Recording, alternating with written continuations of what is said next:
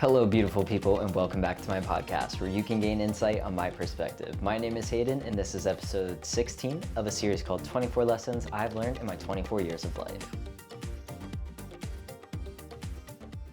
Doing this one thing makes you 10 times more attractive. Hold yourself accountable. This is something I used to do, was not take responsibility for my own actions, but seeing other people not do it in such obvious situations where they have every opportunity to tell the truth, own up to their mistake, take responsibility, take accountability, and they don't, it's truly embarrassing to see. And it's sad that people won't own up. And there's a variety of reasons as to why somebody might not own up to something. A lot of the times it's fear. A lot of the time it's embarrassment. People can't swallow their pride. There are people that always feel that they need to be right in every situation. A lot of the times, for some people, it's easier to blame others. You might be a person that's consistently getting blamed for other things in your life, but if you're constantly blaming other people, how do you expect other people to not blame you? There's been many situations where somebody's like, but it was that object, it was that person, it was that thing, it was that event. I didn't have a choice. You always have a choice, always. There's this quote, you can't change the wind, but you can adjust your sails, which I heard a while ago, and then I saw this little kid speaking in a little interview clip, and he said it, and I was like, this kid is so wise. He's like 6 years old. And he said, you can't change the wind, but you can adjust your sails. Even the interviewer didn't understand the actual meaning behind it, which you can interpret things very differently. But essentially he was saying, you can't change what's thrown at you, whatever situation comes to you, whatever somebody says to you, you can't change that. But you can change how you react to it. You are in control of how you react to somebody saying something to you, to an event happening to you, to any external stimuli or internal stimuli. You are in control of how you react. Whenever we take responsibility and take accountability for something that we did, it changes something within us. People tend to respect you and trust you more when they see that you can own up to your mistakes or own up to your actions or your good doings. For instance, there's an artist and they had just painted something and a viewer comes and is like, who painted this? Depending on the person, one might cower and be like, somebody else did it, because they sense that there's neutrality in their voice, meaning it could be good or bad, and they're probably intending for the person to say something negative about it, so they're like, somebody else did it. But then what if that person goes on to say, this is the best painting I've ever seen? You've now just put the blame, put the work, gave somebody else credit for what you did, all because you were afraid of what that person was going to think. We have to stop worrying about what other people are going to think of us. And that in and of itself is a really hard lesson. Versus if somebody does say, oh, I don't like that painting, and you're like, well, I painted that, that might hurt. Or you might like that constructive criticism, or understand that that's an entirely different perspective looking at your painting, and you know that they don't mean any harm, they're simply stating their opinion. There's nothing wrong with that. But a lot of the times when we don't take accountability for something, we fear that we're going to be judged. And the fear of being judged overpowers the good when you're focused on it so much. Anything can overpower one another when you focus and put more attention and energy onto that one thing. You gain more respect and trust from others. If you're able to own up to your mistakes, that's hot. That is hot. I see a lot of people on a day-to-day basis be like, I didn't do that, when they clearly did it. Who cares if that person's gonna be mad or not? You cannot change how that person feels about a situation. You can only change how you react to it. And if you're both upset about it, feel the emotions. It's okay. It's okay to feel whatever emotion comes from that. Don't fear the emotion. I still fear certain emotions. I still fear certain interactions, but I'm aware of it, so I'm growing through it. And taking accountability is something that I found to be a very important lesson in my life, because I watched as I would put blame on other people. I would lie in the past. My brother and I would lie about each other doing, I don't know, somebody broke something. Oh, he did it. I was not the best at taking accountability as a kid, but what didn't make sense to me, whether I took accountability or not, my parents still punished me, right? Because I did the wrongdoing. So I talked back. I'll use that as an example. That's a common thing. My mom thought I was talking back a lot when I was really just trying to explain my point. I felt that I didn't have a voice because I wasn't being heard. But anytime I would try to explain my point of view, she'd be like, no, you're talking back. Are you talking back? And if I say no, she's like, okay, you're lying. You just lied to me. you're still being punished, even if you said, yes, I'm talking back, but I'm going to continue talking. So I think I feared taking accountability as like a teenager because in my childhood, my parents would ask me, did you do this? And if I lied, I would still get punished. And if I told the truth, I would still get punished because I did something, right? Not all of the time did my action require a punishment, but I still got one. So whether I told the truth, it was thank you, but I still have to punish you. If I lied and then they found out that I lied, I was getting punished, and there was no understanding there. It was, you're getting punished, you know what you did, this is how this is gonna go. I feared punishment out of not taking accountability or embarrassment or shame, because that's exactly what I would feel. It took me a long time to realize that that's why I didn't want to take accountability, why it was so much easier to blame somebody else, because a lot of the times when somebody would get in trouble, I even watched one of my friends growing up, they were getting in trouble and their older sibling took the blame knowing it was their younger sibling that did something, because they knew that their punishment wasn't going to be as bad as the kids or vice versa, whatever. But a lot of us don't want the consequences that come from our actions. Like I said, I feared feeling shame, guilt, and overall fear in general, especially if it was a negative outcome. And people are so quick to take accountability and responsibility when it's something positive. Who made this good report? Who wrote this essay? Who got this customer review? Who got all of their stuff done? Everybody's like, me, I did that. That was me. Who made this really cool art piece? That was me. Who edited this really cool video? Me. Who took these photos? Me. You're very quick, very quick to claim that positivity, right? I take full accountability for that. I am proud of that. That is mine. But when it comes to something that's slightly off, something that can cause some upheaval, that might be mine, depends on how you're gonna act though. Just be honest, own up to your mistake, or own up to your good doing. I was a supervisor for 3 years, and I had employees lie to me to my face. When I watched them do something, I confronted them later. I was like, hey, just let you know, we can't be doing this. And they're like, I didn't do that. I did not do that. So, and then they're trying to gaslight me. It's so much easier to just take accountability, because I'm not going to be upset with you. Now, if you're trying to gaslight me and get in my face, yeah, I'm going to be upset with you because you've now crossed the line. If I saw you do something and I'm explaining it to you and I'm just saying, hey, next time let's do this instead of this, I'm not even mad at you. If you're getting so defensive about it, you're making yourself look guilty. And I'm not even trying to use any psychology, but you're making yourself look guilty when you're crossing that line, being like, I didn't do that, you didn't see this, whatever, knowing damn well.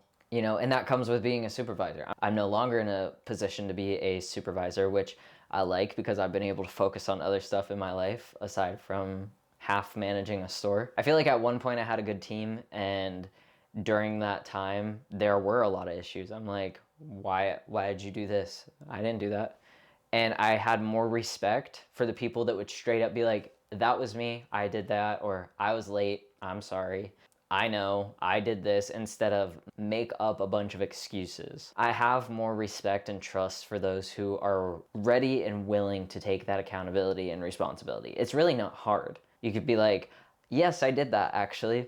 I did do that. Am I proud of it? Probably not, but I did do that. That's why like detectives and stuff will respect a criminal a bit more if they're just straight up open and honest, instead of going through the whole interrogation process, because they're just lying the whole time, or they're stretching it further, they're putting the blame on somebody else. The list goes on. If they're like, you know what, you caught me, I did do this, I confess, I am guilty, they have so much more respect. That's another scenario where I see like somebody sitting across from you and they're just straight up lying, and you're like, I have zero respect for you, none.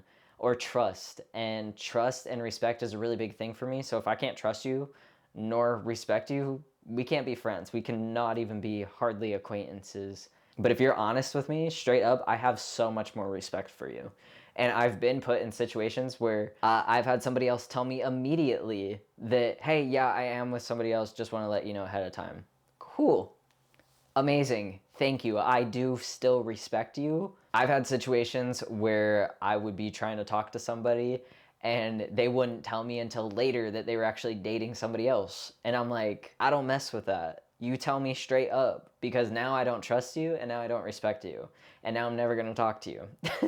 Even if you're still doing something that doesn't align with like my beliefs or morals and you're talking to me, I still have respect for you if you're telling me the truth. If you can communicate and be honest and respectful and trusting, we Gucci. Taking accountability for words or actions prevents resentment, animosity, arguments. It's so much easier to just be like, I did it. Am I proud of it? Probably not. Some people are proud of it and they're proud to say. And honestly, I have more respect for those people than I do than people that lie. Because why do you lie? What is the point? I used to lie and I don't see the point in it. It's not healthy. Granted, if you are in like, if your life is in danger and something's going on, you can balance out your morals and determine when it's right for you to lie. Because I guess when it's right for anybody to lie, that's up to them. But on a day-to-day basis, I don't lie. Sometimes I just don't tell the whole truth because not everybody needs to know. And with me, I'm a very open and honest person, and I like to gain people's trust and respect. And I also want to be able to trust other people and respect them. So what better way to do that than be my authentic self? I really value honesty. I will own up and I will do my best to be as straightforward as possible. That's a big lesson for me, was to take responsibility and accountability for my doings, whether they were good or bad. I didn't like seeing my parents unhappy when I lied to them, but granted, I always wanted to see positive emotions come out of them. So if I felt the disappointment, one of the things that really stuck with me is when I lied to my mom about something, and she literally looked at me and said, I will never trust you ever again because you lied to me. That, I felt so much guilt. I cried. I was on my knees crying to my mom because I felt so distraught. And she's like, I can't believe you would lie to me. I can never trust you again.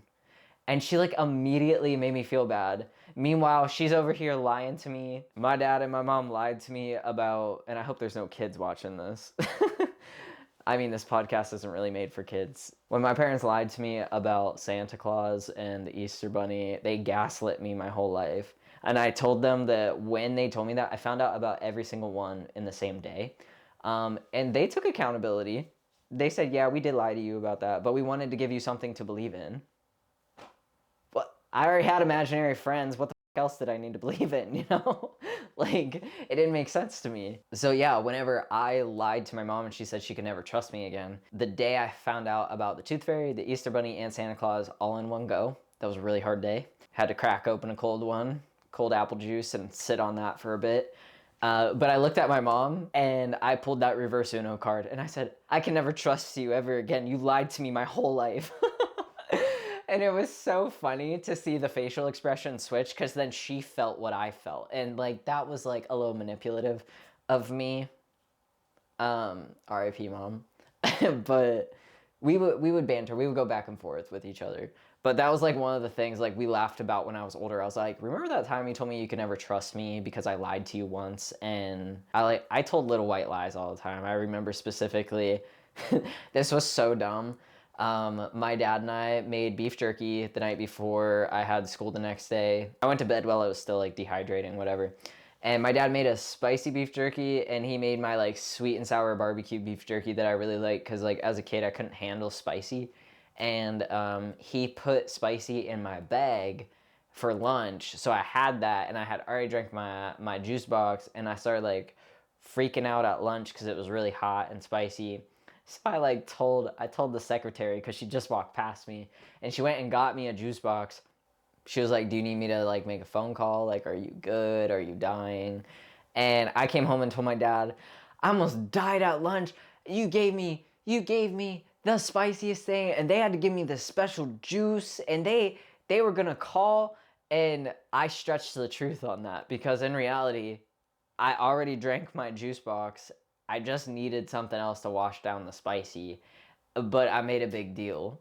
And I told my dad, and he was like, he made me feel stupid about lying, which when he made me feel stupid, I was like, I ain't doing that again, because I don't like that feeling.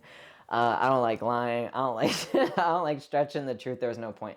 But the reason I used to tell white lies as a kid is because I didn't feel like I was interesting.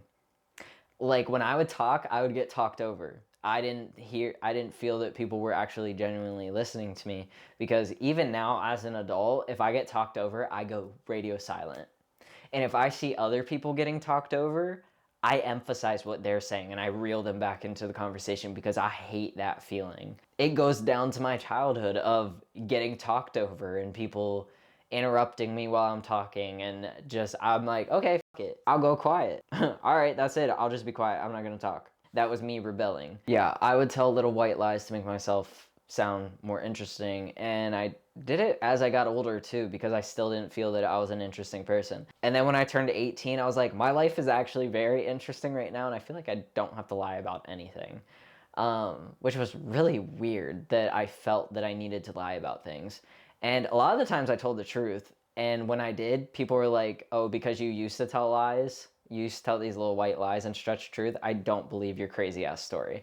Until you're in my life actively seeing these crazy stories go on, then you believe me. Which a lot of my friends can attest to that whenever I update them, and they update me, I mean, our lives are just a movie. Like, sometimes we be doing stuff for the plot. I mean, you only get one life. If there's an interesting situation to get yourself in, I mean, why not? As long as it's not gonna harm you. Which, I can't say I was the best at keeping myself out of harm's way. I didn't die, so I'm alright, I guess. Yeah, even when I was older, like, my dad would ask me, was there anything that you did that you didn't tell me? And, like, please be honest. And I told him, and he, like, you did that? And I was like, yeah, I did do that. And he was like, oh, okay, word. Like, you can't spank me anymore. You can't ground me. You can't take anything away from me. So I'm an adult, so I'm gonna tell you what I did when I was younger. Not that I did anything ridiculously bad. Yeah, take accountability and responsibility. I used to lie as a kid, and I learned that that wasn't something I wanted to carry into my adulthood, unless I was found in a dangerous situation where I needed to lie. Or an uncomfortable situation, which I don't like lying. I really don't. It does not make me feel good, does not make the other person feel good, and the last thing I would ever want to do is ruin trust between me and another person, and I always just want to have mutual respect. So take accountability, stop being so defensive, because if you did it, what's the point of getting defensive? There's no reason. You're gonna feel so much better when you're like, I did do that, actually. And yeah, you might feel shame or embarrassment, but feel it. Know how that feels. Don't lie next time. Don't put the blame on somebody else when it's your doing. They don't deserve that. You deserve that. Quite frankly, you deserve the blame. If you did the thing, you deserve the blame. But remember the quote I said towards the beginning of this episode was, you can't change the wind, but you can adjust your sails. You can't change what life throws at you, but you can change how you react to it. You can control how you react to it. I know my stories and examples were kind of all over the place. I was getting hit with memories left and right, trying to figure out which one to put in here. Hope you guys enjoyed this episode. Thank you guys so much for tuning into this week's episode. I will catch you guys in episode 17 next week. Have a wonderful week.